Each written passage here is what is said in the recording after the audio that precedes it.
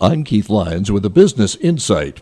Joining us is David Pridham, one of the co-authors of a book series called If Not You Books. David, along with your co-author, how did you get started and why the reason for the series? Well, thank you first so much for having me today. It's an interesting story. I'm a business lawyer by training, and part of my practice was actually talking to juries about the U.S. patent system and educating juries on what it meant to have a U.S. patent and how the patent system is important to the fabric of America. And eventually I started my own technology company, and I met my wife, and we started a family. And my wife would always say, how should I describe what you do to my friends and then ultimately to our kids? And we talked about it, and I explained to her, sort of like I would a juror, how important the patent system was to the founding fathers. How, for example, Thomas Jefferson, as the first Secretary of State, actually examined the first patent applications that came in. He would go through and mark up the application, interact with the inventors, and then ultimately, when they got a patent, he and George Washington, as president, would sign those patents. And as I talked about this, I sort of impressed upon her the importance of invention to really the fabric of America. Really, every great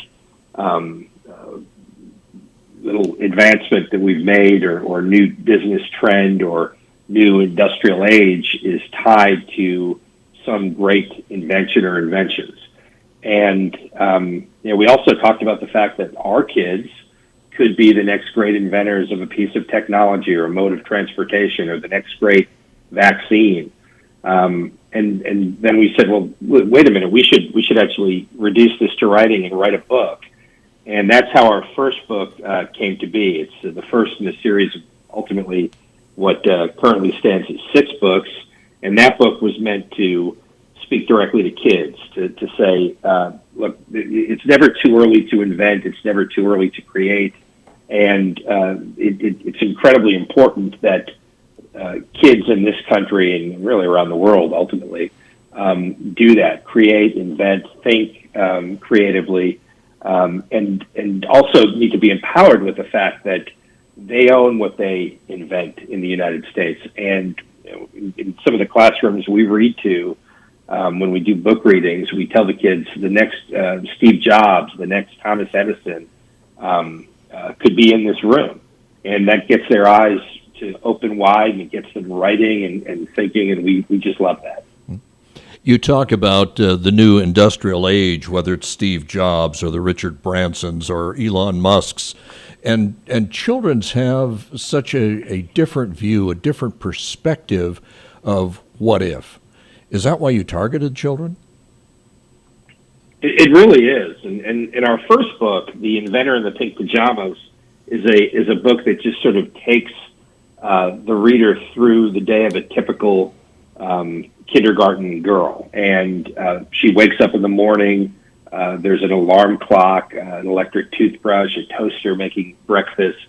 But what we try to teach kids is it's not, the concept of inventing is not about inventing necessarily the next rocket ship that's going to take people to Mars. It can be something much simpler than that, but also equally important. Something like, for example, in one of our books, we have the example of a zipper. The zipper was invented; it was an incredibly important invention, and then we go all the way through the different things that we sort of take for granted that kids interact with every day. And obviously, there are different fields of technology and different types of invention. But when you start reducing it to something as simple as a zipper, or in our second book, where we talk about a family building a treehouse and developing a rope and pulley system to get supplies up to the treehouse, something as simple as that, kids can really get their arms around, and they realize, well, we have some ideas, and we tell them that those are equally important ideas, and they should be reduced and worked on and perfected, and then kids who enter our program actually do that. Most children probably are not viewed as being problem solvers, more as they are dreamers.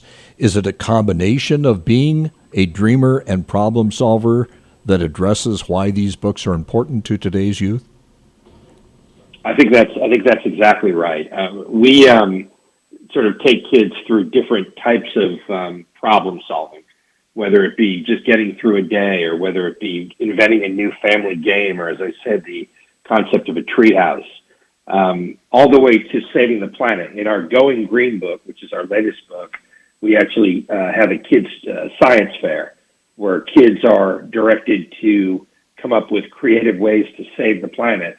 And in those cases, kids really sort of get to the intersection of dreaming and implementing their plans. And when you sort of take this to readers, kids start coming up with problems that should be solved in the way of environmental concerns, and then trying to actually act on how to solve them. One of the other things I think with children, they're a different perspective. Yes, they're shorter. Their minds are in many cases fresher than some adults. How do you get the communications going with them as to what they're trying to come up with and what problem they're trying to solve? I think with kids, one of the things that's great is that there aren't the parameters you see with some adults. So I think some adults, when they and we work with at our company hundreds of inventors across the globe, and sometimes the smartest people with the most advanced degrees can get discouraged because their ideas aren't necessarily going in the direction that they would like. But with kids, what's great is that they do dream big. They have really transcendent ideas. And when you tell them that rather than being discouraged and focusing on something more narrow, they should be focusing on how to address the problems they've identified or how to implement the ideas that they have, you get great results.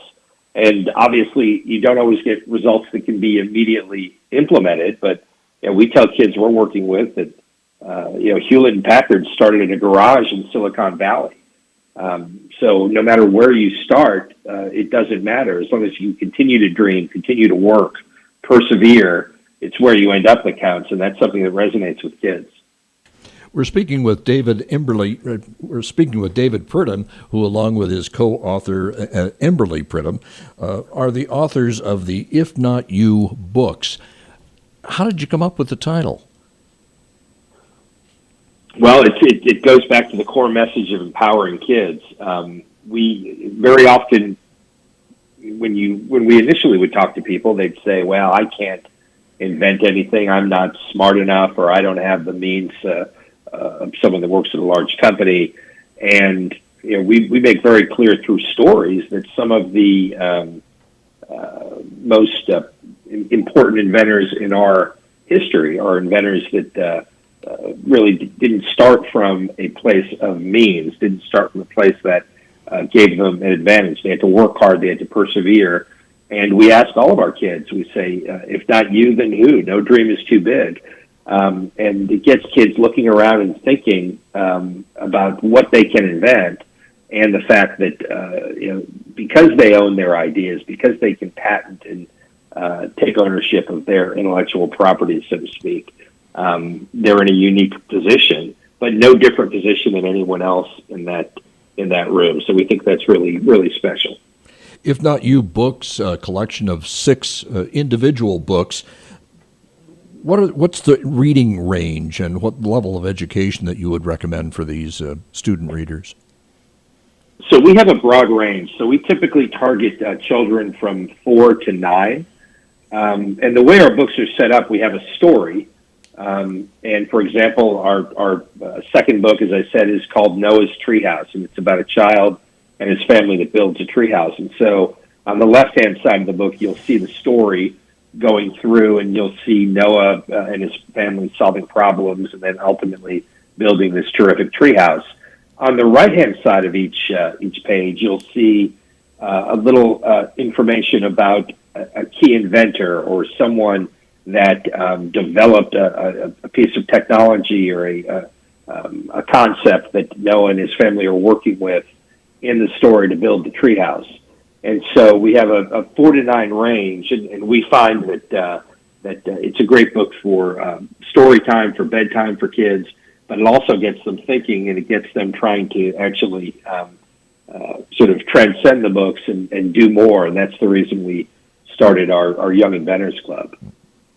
Talk about the Young Inventors Club. Yeah, so we started this after we were meeting with groups of kids, and they loved the books, but they would always say, "Well, I've got this great idea. What can I do to get people's reaction to it or get that out there?" And we actually started an online forum at our If Not You Then Who books website, where kids through their parents can sign up for our Inventors Club.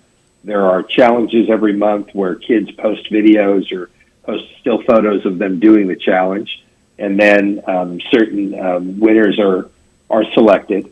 And then we have more advanced challenges where kids can submit invention ideas for review by patent attorneys and folks in the different technology fields, to sort of give the kids validation on their ideas. It's really meant to be a forum of kids all over the U.S. and really all over the world to get their ideas out there and get feedback from professionals, but also from their peers, other members of the club. Kids will always talk to kids. They don't always talk to adults, or more likely, adults don't always listen to our children. As a co-author, what did you and your co-author learn from writing your 6 books in the If Not You Then Who book series? Well, we learn something really every time we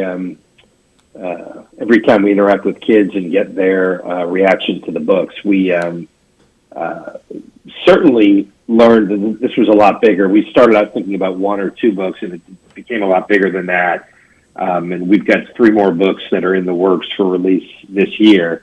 But the Inventors Club, and then also working with schools and working with educators, has shown us that it's more than just a series of books. It's a community, and it's growing pretty rapidly. So the Inventors Club is part of it. We've created an actual curriculum where teachers can go, educators can go, get a full curriculum from our educational team, and actually bring the concept of inventing into the classroom through that curriculum, and also through our books and our Inventors Journal, which is a journal we created to go along with the in classroom work, and also with the Inventors Club, that sort of allows kids to go through and develop their own ideas using a roadmap that we've created.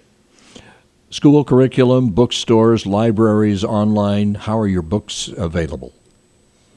Well, you can go to our website, ifnotyou.then.who.com, and that'll allow you to buy the books. It'll allow you to join the Inventors Club, and for teachers, it'll allow you to go on and sign up for free books as part of the educational series. We're always giving those away to classrooms and to educators. And then you can also find us on Instagram at If Not You Books and at the Young Inventors Club. And we're always posting new challenges and contests for kids to get more involved. David Pridham, he is one of the co-authors of IfNotYouBooks.com. More information is available on that website. This has been another Business Insight with Keith Lyons.